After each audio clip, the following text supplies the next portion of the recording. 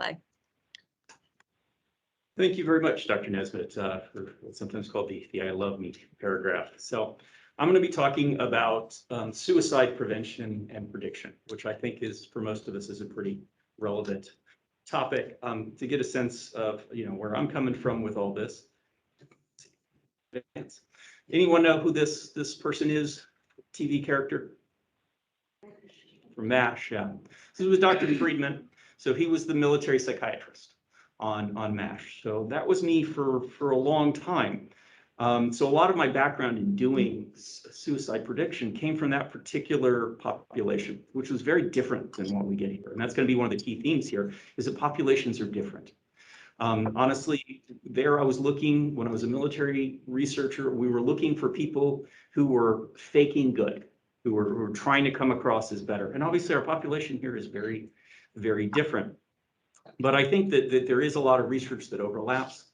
And this is something we used to look into sort of every year at the Navy. First of all, I was the teacher for all the non-psychiatrists. I gave the same suicide lecture every month, the short version, the 30-minute, this is how we do it. It's straightforward, right? And we would also do a review every year where we looked in sort of new things, and basically really the residents did that work.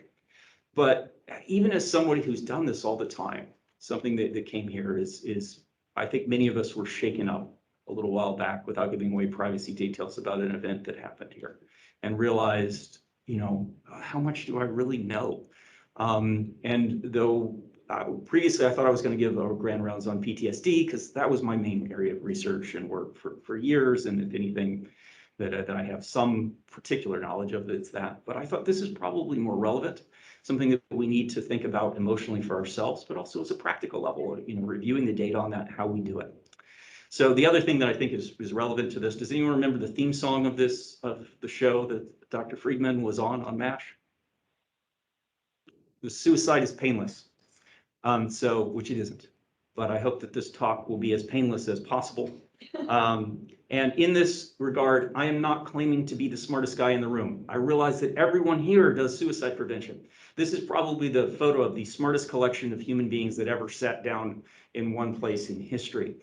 Basically every physicist who has something named after him.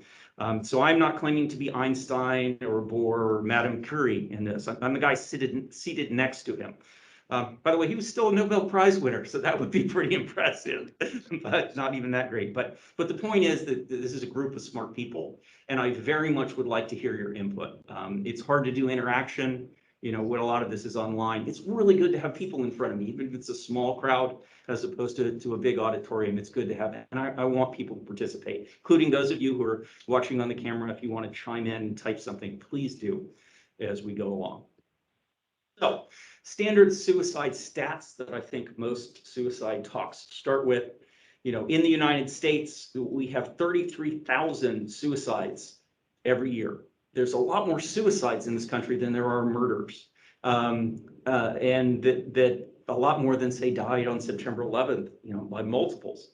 The 11th leading cause of death overall, but particularly for life lost. That, there are things like cardiac disease where, yeah, it's the #1 killer, and that's very sad, but it's people at the end of their life. And suicide takes the young, the healthy, the people with potential. It occurs very often, one every 16.7 minutes. More completed suicides in men than women. But beyond just completed suicide, there's also the huge impact of even just suicide attempts. We know much less about this, right? That people who aren't dead we don't find out about, but it indicates that there is a level of suffering and that impacts our health system, our families, other people around it, that is much larger. Close to 800,000, we think, so 25 times as many attempts as there are completed ones. And this is a problem where it's much more common among women. So again, affects all demographics, affects all peoples. It's a big deal. The stats vary according to what you're talking about. I was just given the stats for the United States, and we have about 18 suicides per 100,000 people every year, which translates to about 1% of the overall population will eventually die by suicide in the United States. But that really varies. So it looks like if you look at this chart of countries, Looks like the Caribbean islands are happy places. Places like Barbados have a suicide rate of 0.03, all the way up to Lesotho and some other countries in East Africa, which must be very difficult, where it's up to 87.5. So we're 18, sort of in the middle there, but definitely higher or lower. It varies a lot. And it's varied a lot through history, throughout culture. Does anyone recognize this painting? It's the death of Socrates. And of course, Socrates was sort of induced to commit suicide by taking hemlock. In that regard, so there's been a lot of description of suicide throughout history and culture. And ancient societies didn't always view it in a negative light. In general, among the Greeks, Pythagoras, Aristotle, and the Epicureans were opposed to it, either because it disturbed the order of nature, or because by taking yourself away, you took away something that belonged to the gods or belonged to society. You know, societies needed workers and that sort of thing, and beyond that. So Plato and Socrates himself, being forced into the situation, took a more middle position. And the Cynics and Stoics viewed it actually in a positive light, that this was something you took control of, that falling on your sword was a very Roman way to die, and a good death in that way. So you took control at the end. So there were different views of this. Often we think of as religion as something that opposed it. But if you look historically, there's no actual overt prohibition in the Bible against suicide. It has been interpreted as a line in Genesis, which some of the Talmudic scholars interpreted as the prohibition against society that says, "For your lifeblood too, I will demand reckoning." But this was sort of lumped in with an overall prohibition against like shaving your head and cutting your beard. And so may have been a bunch against sort of tattooing or scarification. It's not entirely clear. And several suicides in the Bible are overtly praised. So probably the one we're most familiar with is Samson, right? He was captured by the Philistines, and when his hair grew back, he pulled down the towers upon himself when he killed everybody else in the process. So it was viewed as a heroic death, but nevertheless one that clearly took his own life.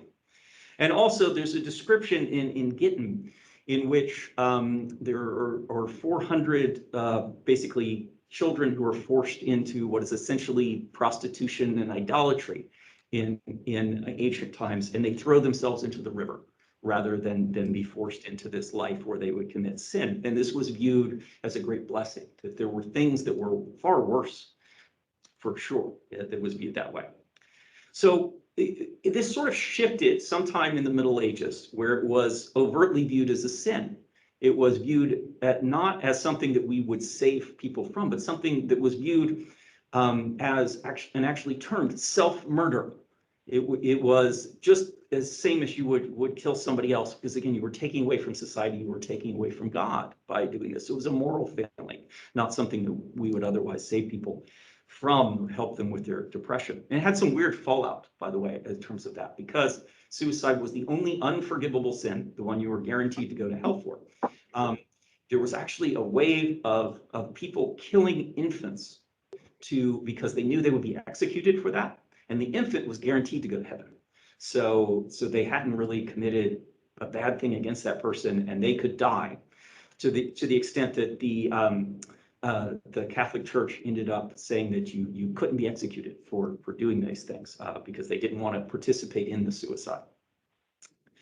So it really didn't start to be considered a mental health issue until much later, definitely into the 20th century. The first suicide prevention center was here in Southern California. Want me to approve this test, right? I'm going to talk about some things that were learned from that specifically. Or do you want me But to if you look at sort of the more basic science of it, you know, where does this come from in nature? A lot of people look at the example of this little rodent down here, the lemming, right? But it turns out that whole thing about the lemming was manufactured by Disney and their documentary, sort of documentary, where they actually had a board that they lifted up and pushed the lemmings off the cliff. I'm laughing, but it's horrible, right? So in reality, there is no basic science model for suicide. We think that there are certain animals, elephants, dogs, that seem to get depressed, but there doesn't seem to be any animal that overtly commits suicide based on that. And it gets into the issue that human behavior is what we're, in the end, what we're trying to do. And that's incredibly hard to predict. We're working on trying to predict when you do something. I can't predict when you're going to have lunch, you know? So how do we predict suicide? It's a rare event, and rare events are hard to study. Again, 1% of the population. So most of the people that we see for all these risk factors aren't going to end up dead, which is a great thing for us in terms of safety, but makes it, again, really hard to study because it means you need very large populations or very long periods of time. And in both cases, that long periods of time is often the solution, and it turns out things change over time. So suicide predictive factors often interact in nonlinear, non-additive ways. Science was really shaped by Newton. He came up with these formulas for linear predicting things where we could predict where a shell would land exactly, or the motions of the planets, and we're used to these linear models. But we forgot in there that most of nature is not linear. You can't plug it into an equation at 1 + 1 = 2. And we're often dependent on some very subjective things where we can't measure with a tape measure the amount of depression or suffering that someone has. We're often dependent even when they say they're suicidal. Well, we don't know what's going on inside their mind. There are some objective things that we can look at, but this all makes it very hard to study and ends up being like the chaos model, the butterfly effect. Very little things, you know, the flapping of a butterfly ends up causing this terrible disaster. And it's not like the butterfly here could actually plan out that disaster as much as we'd like to think of an evil butterfly mastermind trying to destroy areas through the flapping of his wings. We can't really do that. But the interesting thing about chaos theory and the fact that you can't predict it with a model is, as this picture shows, this is a chaotic model, is you can still see patterns in it. The human brain is actually amazingly adapted to predicting chaotic patterns, much more so than computers or formulas or anything else like that. So in looking at some of the objective things and how they might be a little difficult to say, we've mentioned it here. Audience quiz. First of all, males or females more at risk for suicide, for completed suicide? Males, right? Okay. Excluding very small groups, what ethnic demographic is highest risk for suicide in the United States? White. Whites, correct. And are older or younger people at higher risk for suicide? Younger. Nope, older. Older. Okay. So objectively, all that's true. So, but now here, look at this example where we put them all together. Who is at higher risk for suicide? A Chinese man or a Chinese woman? Who is at higher risk for suicide? An African-American child or a white child? If you were looking at just the demographics, who would you think in that first one, a Chinese man or a Chinese female? Pardon me? You would think that, right? And who would you think is at risk higher, an African-American child or a white child? The white child. The white child. Okay, right. So by both demographics, you would think that, but answer's not there. Okay, well, the answers on that are wrong. So China is the one place in the world where women complete suicide more than men, even though Asians in general are a low risk group. In China, women are at higher risk of completed suicide. And among children, African-American children are at higher risk than white children. So again, these things don't add in sort of logical ways. We'll look at the biggest one. What is the greatest single predictor of suicide in the United States, if you were to look at one demographic feature? Previous suicide attempts. Previous suicide attempts, exactly. So, but if two individuals present to the ER, one just attempted suicide, the other just says he's suicidal, but has not done anything to harm himself, who is at higher risk of suicide in the next 2 weeks? The one that's already just tried. Nope. Nope. Said. Nope. So there is such a thing as sort of a therapeutic suicide attempt. It is true that if you look at the person who just attempted suicide and you look at the end of their life, what is likely to be the reason that they die, that the person who just attempted suicide now has a documented suicide attempt. They're at higher risk over the entire course of their abbreviated lifespan. But if you look at the next 2 weeks, the person who is still feeling suicidal and hasn't done something to harm themselves is actually at least as higher risk and possibly higher. So, yeah. So can we do this at all? Can we predict suicide? Can we predict it short-term versus long-term on an individual or a population level? Can we do this in structured ways? So most of us, I think, when we learn suicide, the most common method used is what we call actuarial models. Who knows what an actuary is? What's an actuary? It's like the person who, when they do life insurance, they kind of weigh risk versus benefits. and Exactly. they, like plan that out for you. Yeah, a statistician for insurance, right? It's why, at least until certain rules changed, that men pay more for car insurance because men are more likely to crash their cars, and women pay more for health insurance because women are more likely to go to the doctor, right? So if you look at this, you can look at a bunch of statistics that are objectively out there, right? I may not know how depressed someone is, but I can tell if they're male or they're female. I can tell whether they had, a family around them or not. So in a lot of ways, this is a model of convenience. This is like this old joke about this officer comes across a man who's looking around desperately on the ground for his keys, and the officer decides to help him out.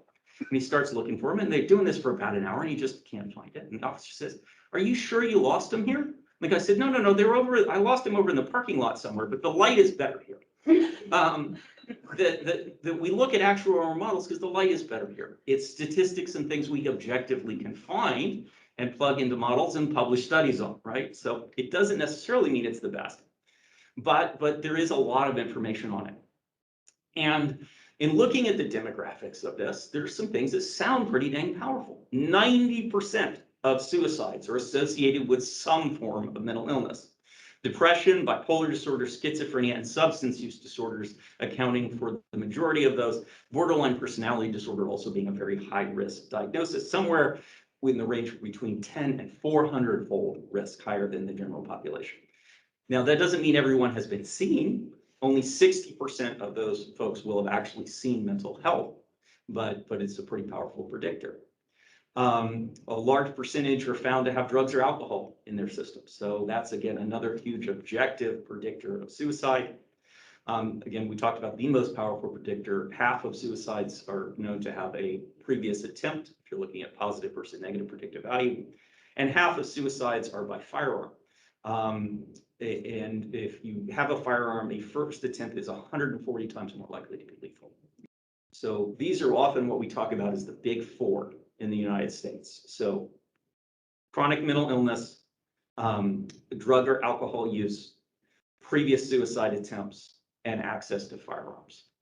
Because if you add all of those together, just those four, if you don't have at least somewhere between 90 and 99% of all completed suicides will have at least one of those suicide risk factors.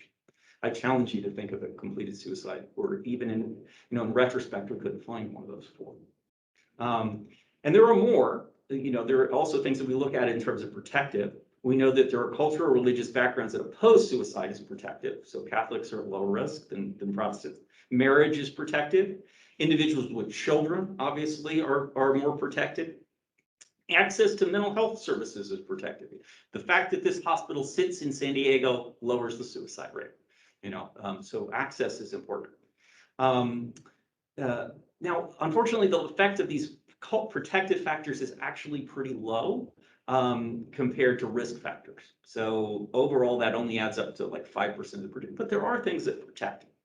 And there are some things that aren't protective that you might think would be, that are interesting. So money is not protective. Rich people kill themselves just as often as poor people. And a number of other demographics. Homelessness is still a risk factor, but as long as you got the basics, that fame, success, all these sort of things don't protect you, which I think we all see in a number of celebrity death, right? So if we add all this together, we put it in a formal mathematical model, the way actuaries do, we're actually way above 99% in terms of being able to say, oh yeah, if we add all these together, we can say this person is in a high group category. So victory, right? So actuarial models win. No, unfortunately. As Sir Mix-a-Lot said, like big butts about this, because yes, if you add all these together, most of the people who complete suicide have these, but unfortunately, also a huge percentage of the population does as well. Try to find somebody in Montana who doesn't own a gun, right? You know, that, so it may not help you with the prediction if everyone's got these risk factors. And how many of these factors come up before somebody's dead, right? I said in terms of the mental health factors, yeah, it's hugely powerful, but we only saw 60% of them. So we may not know about this. And do people tell us the truth about these statistics after the fact? You know, they could lie to us about some basic things. Are you married? Do you have children? We're going on what they tell us after the fact. You might research this, but you know. So as a whole, in a review that was published in 2018, said actually no risk factor or combination of risk factors is so strongly associated with suicide as to be clinically useful. That's a little humbling, right? Wow. And high risk categorization based on available risk factors has a sensitivity of about 56%. So we can figure out who's in there, but the predicted value to put them in that category only predicts about 5% in the long term. So in terms of putting people in useful categories, actuarial models are very hard to use clinically.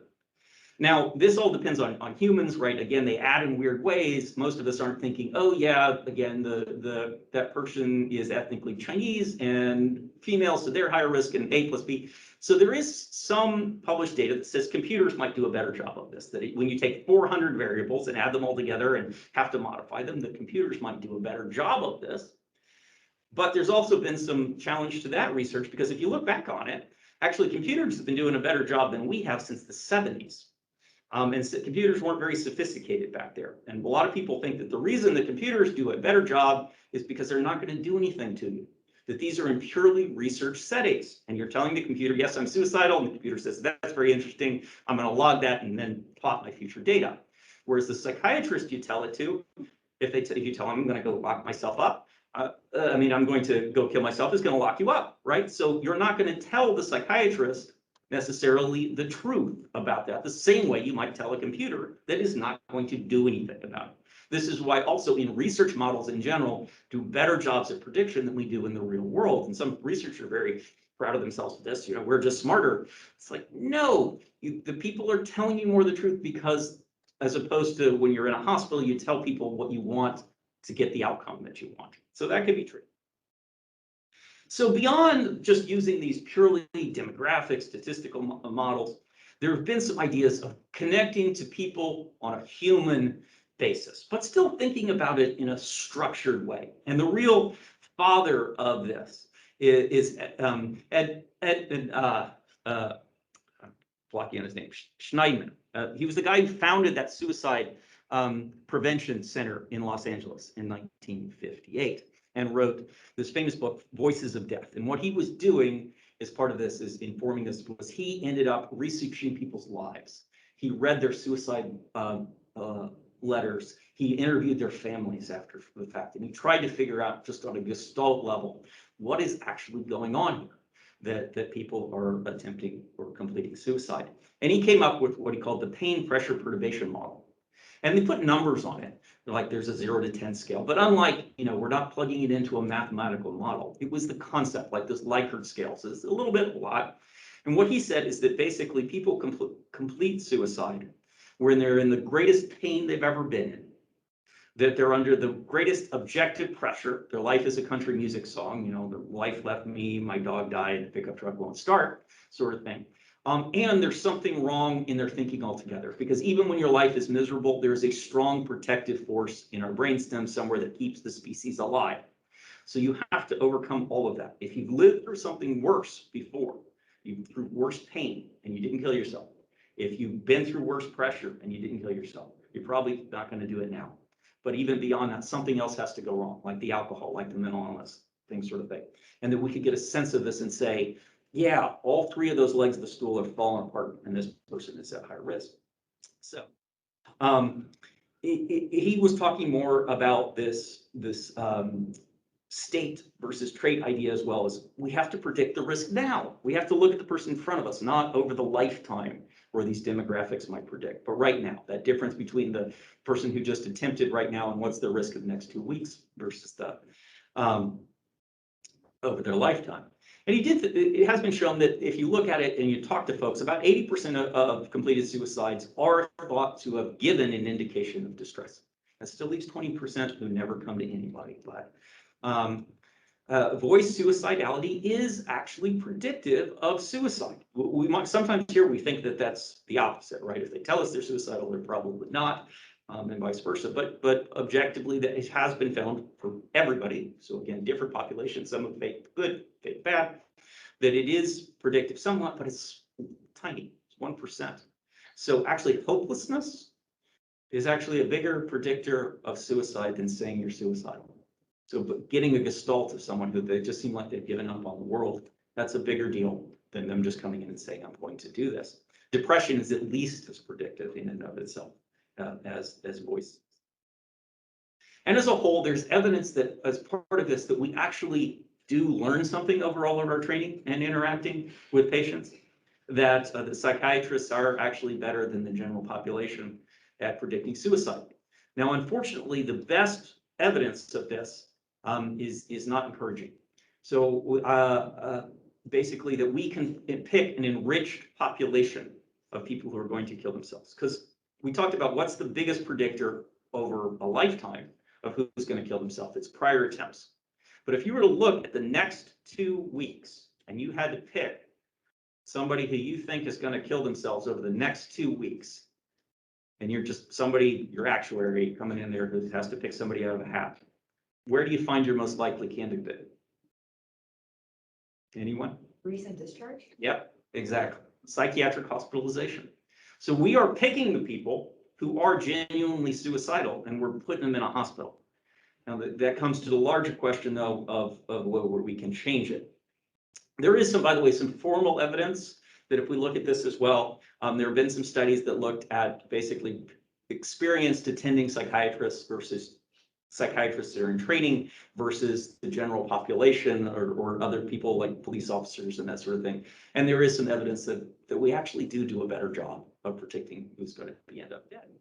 Again, it's chaos theory, it's pattern recognition, it's trusting the fact that you are, as a human being able to understand another human being, be human rule.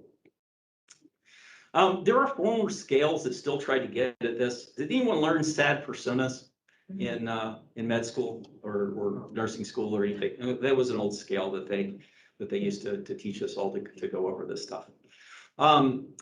Unfortunately, there's been a ton of different scales, so there's not a standardized way of doing this. I like the one that personally appeared in this magazine. I filled out a warning signs of depression checklist in a magazine. You've checked off every item. Sleep pattern disruption, loss of enjoyment in social activities. And what are these handwritten ones at the bottom? I'm so depressed, I added additional categories. Lack of an interest in wearing socks, free-floating anxiety involving Cather Lee Gifford. I think that really is a strong predictor personally. But so there's lots of different scales that try to formalize this. And how well do they work? So there have been some studies that looked at the different ones head to head, because there are a ton of them. So this is probably the biggest one that looked at the most common ones. The suicide intent scale, that's Beck's one. Suicide assessment scale, the Carolina interpersonal violence scale, and the Columbia, right? In a head-to-head study done in 2019, actually only the Beck's suicide intent scale was the only one that actually worked in the short term, and it did so still pretty badly. And again, it's different. Instruments that predicted non-fatal repeat suicide attempts did not predict suicide and vice versa. So again, the suicide attempts, self-harm, suicide may be different things. And what are we looking at these scales?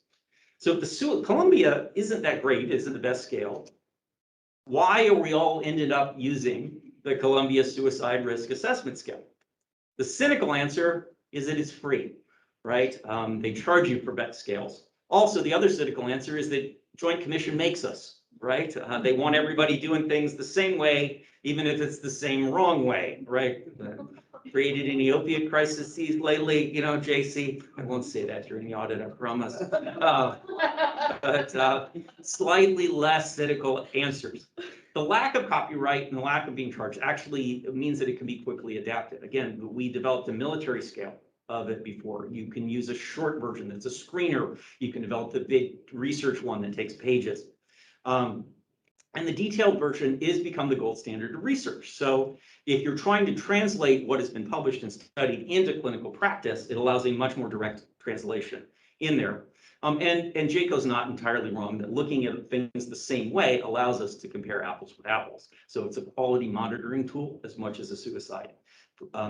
It was meant as a sensitivity screen. It's the other thing that I think people forget, is that it's not meant to actually say this person's scored an 8, so they should be hospitalized. It was meant to remind us to ask all of these different things and to ask them in different ways and to pick up anyone who could possibly be suicidal. So a positive predictive screen does put them in a higher risk category. It is true. Again, it's hard because so many people pop in that high risk category, but it also structures our thinking and allows us to at least come up with a method. So we're not just a deer in the headlights and going, that, okay, I can start down this checklist, and allows us to start thinking about suicide in a structure. Right. So bottom line with all of this in terms of prediction is that suicide risk is immensely complicated. We're not very good at it, but it's still better than nothing. That we do have some ability to kind of pick out some of these things, that we're going to save those that we can, or we're going to identify the ones that we said. So, that took a long time to get to the bottom line. Read the bottom line first. One does not simply, but this is the essence of it, is that it's helpful to learn these methods. They're not perfect, but it's helpful. And we need to take a multifaceted approach. None of these are perfect. So don't depend just on a demographic model and go, okay, this person is an elderly white male who owns a gun. I must hospitalize him. Thank you, Iowa. We'll just admit you to the ward this week. But vice versa, you can't rely just on your gut, because your gut will fool you. Especially as a resident, I had a personal experience with this.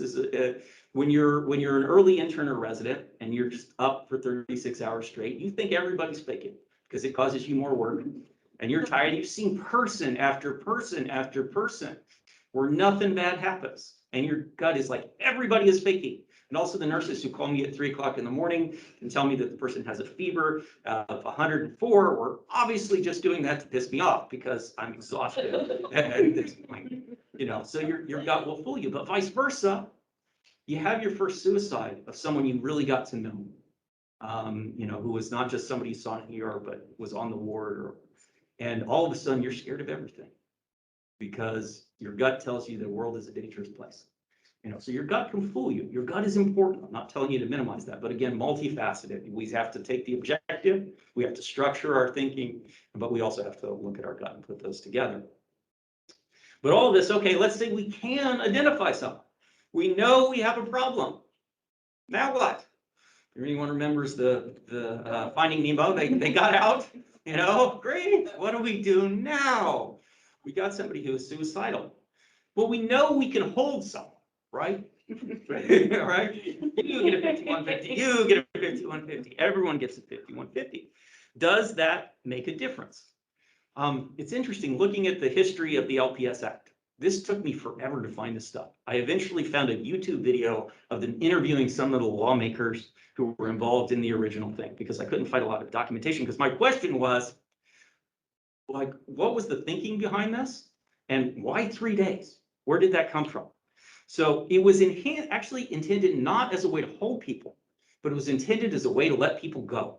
Because before this, actually, basically, if a psychiatrist said that you need to stay in the hospital, you need to stay in the hospital. How long? For as long as I say you need to stay in the hospital. The time limits were entirely arbitrary. They just said, well, how long they need? And somebody said about 3 days, and they put that in there. There was no data. It was just of the opinion of some friends of the people who were writing the law, who said about how long, and they said 3 days. They were looking for the opposite. They were worried when they put this in place, would it actually increase suicide because we couldn't hold people forever? And it had no observable effect whatsoever on the overall rates of suicide when this law came into effect, which was actually they viewed as a positive, that they enhanced patients' rights without increasing the suicide risk. But in general, that's found to be, as new places that didn't have that ability have put laws in place that allow you to hold someone. Similarly, involuntary holds have not altered suicide rates in various facilities. But it became the standard throughout the country and in a lot of ways throughout the world. It was intended to put safety first. It gives us a lot of leeway in terms of just it's 3 days to figure out whether somebody is suicidal. It's not that we can hold them for 3 days to treat it, which is unfortunately become a bit of a misinterpretation. A lot of places, especially because they're guaranteed insurance payments, if you're on a 72-hour hold, guess how long you stay in the hospital? 72 hours, right? But again, that number was largely made up. And then there's a larger question of, does putting him in the hospital actually change things? For years, I said you could not do a study of this. And I finally dug up, there actually have been 2 randomized controlled trials of just letting people go, or at least sending them to some other form of treatment versus hospitalization. So I guess the Brits are braver than we are in the British Journal of Psychiatry. And basically, I'll just sum up that neither one found an effect, right? So why are we hospitalizing people? Does it make a difference? The study said it didn't. Again, big buts, okay? So access to the hospital changes things, right? That's weird that we put people in, but just having a hospital in the community seems to lower the risk. And also, we're looking at short stays here. So the Scandinavian countries, I guess, have more leeway and have done studies on long-term hospitalizations. And long-term hospitalizations may alter things. So greater than 25-day hospitalizations, which when you think about how long it takes to treat depression, that actually sort of makes sense. And certain treatments that are associated with the hospital are associated with lower risk. So you potentially could get these on an outpatient as well, but we're guaranteed we're starting you into something that is actually going to do that. And it's not all based on studies as well. Like there's some common sense thing. If a guy has a knife to his throat, you know, you're saying, well, there's no statistical evidence that holding him is going to prevent. He's gonna stab himself. Don't do that. So it can't all just be academics like this. Well, you have 3 master's degrees and a PhD. Yes, it's all very impressive. But interestingly, I have no common sense whatsoever. I think this is describing me. That's probably not the sort of thing you should be saying during a job interview, right? You have to use some common sense in these. Yeah. So what else works? So this is another thing that I learned in the update. So I think a lot of us learned that antidepressants don't alter suicide rates, right? And as a matter of fact, they seem to increase suicidal thinking, particularly in children, right? So there was some great gnashing of teeth about whether we should be using these things. But there is actually new evidence on this where no individual trial has ever shown that antidepressants lower suicide rates. But interesting, when they black box them, and suddenly rates of antidepressant use in suicidal patients went down, suicide rate went up. So restricting access to antidepressants seemed to increase the suicide rate. And actually, when you add all of them together, there have been some giant meta-analysis now that actually do show that actual suicide rates are lower by antidepressants. Again, it's got to be a subtle amount because you had to add a whole bunch of studies, but we actually are probably doing some good with these antidepressants. There have been a number of other things that have been looked at. So cognitive behavioral therapy, which we get people access to, group support, some other things. We used to say that the big ones were clozaril and schizophrenia, lithium, and ongoing contact. That was the postcards from the Edge study that was done back in the 80s and 90s, where basically they just stayed in touch with people after their psychiatric hospitalization for postcards and showed that they lowered suicide rates by simple contact with people. Unfortunately, we tried to reproduce that study in the military on a large scale basis, and it failed. So again, a lot of this stuff is iffy. And for something even like clozaril, which is our most effective medication for lowering suicide, the number needed to treat is still pretty dang high. Somewhere between about 30 at best to maybe up to about 200 that you need to treat to save one person. So it's not huge, but it's there. The most effective thing that we found across the board, if you look at overall, are societal interventions. So this is an old gas stove from the turn of the last century. So in Britain in the late 1800s and early 1900s, the word stoving was synonymous with suicide because it was far and away the most common way that people in Great Britain killed themselves. Because the stoves were very leaky. If you wanted to kill yourself, you just turned it on, you stuck your head in, and you died. They banned this sort of stove, and they cut the suicide rate in half. So, I mean, that's a powerful intervention, right? And there have been other things like suicide barriers on bridges. And we've seen that interruption, that making it just a little bit more difficult for somebody to commit suicide has very powerful effects. There's some great interviews on this as well. I think it was in The Bridge, but I'm not sure. But I saw a documentary once about the Golden Gate Bridge who talked about somebody who, they don't have, they're building barriers, by the way, there, but they don't have that. But somebody who actually survived. And he talked about that, you know, when he was standing on the Golden Gate Bridge, he had 1,000 problems. And he jumped off, and all of a sudden he realized he had one, which is that he had just jumped off the Golden Gate Bridge. That people don't always maintain this idea of suicidality. That again, we talked about a therapeutic suicide attempt earlier, but also just interruption, making it a little harder can have pretty big impacts. So again, the things we offer objectively, clozapine for schizophrenia, lithium in bipolar disorder, education on youth suicidal behavior has been shown to be helpful. Collaborative care, the idea that we work together and the person doesn't just fall into the ether. General practitioner education, so getting this away from just psychology and psychiatry, but into the front lines where people start to say what's going on and maybe we get that undiagnosed mental illness. Particular forms of psychotherapy, particularly cognitive behavioral and dialectical behavioral therapy have been shown to have some effect. There's some studies with TMS and brain stimulation, which are encouraging. Access to pharmacology, again, we talked about this earlier, and means restriction. So strangely, what doesn't seem effective is screening for suicide. Doesn't actually seem to alter suicide rates, but again, we have to look at the common sense, not just on the. I mentioned already that the Caring Letters project was one of the big ones, but it failed. But you know, at the end of every research paper, what does everybody write? More research is needed, right? So just because it worked once and it failed once, maybe there's more subtlety to this. Maybe there's more than just the straightforward things.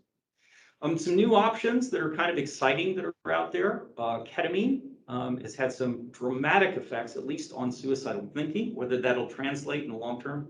I've done a lot of research studies over the years.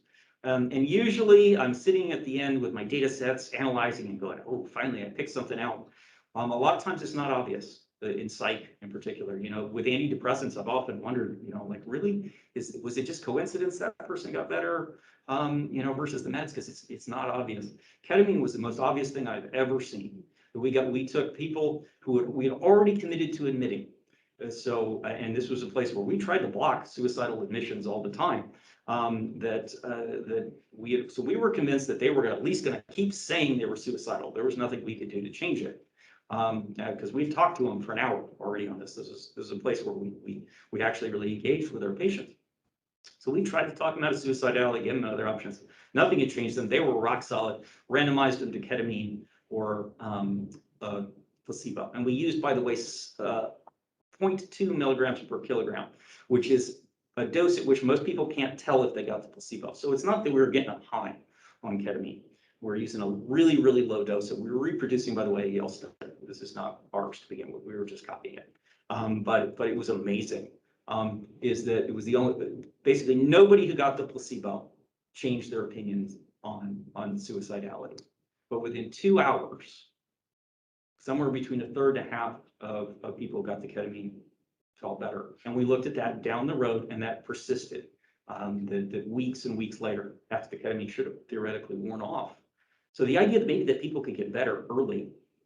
Why isn't that used more mainstream if it was that? So again, so in terms of actually preventing deaths, that's new. These are new options. Okay, I was talking about.